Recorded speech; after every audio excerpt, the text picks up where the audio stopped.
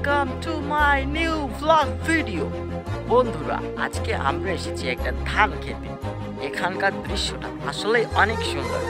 এখানে দুইজন বাচ্চা বাচ্চা ছেলেপিলে বসে আছে, তাদেরকে একটু দেখিয়ে দিই আর তাদের সাথে একটু পরিচয় করে দিই।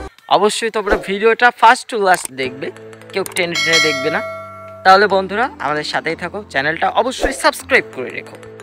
এই বাচ্চাগুলো যে এখানে কি করতে এসেছে, আমি এখানে গোয়েন্দাগিরি করতে এসেছিলাম। হ্যাঁ বন্ধুরা, এই ছেলেগুলো যে এখানে কি করছে সেটা আমি বুঝতে পারছি না।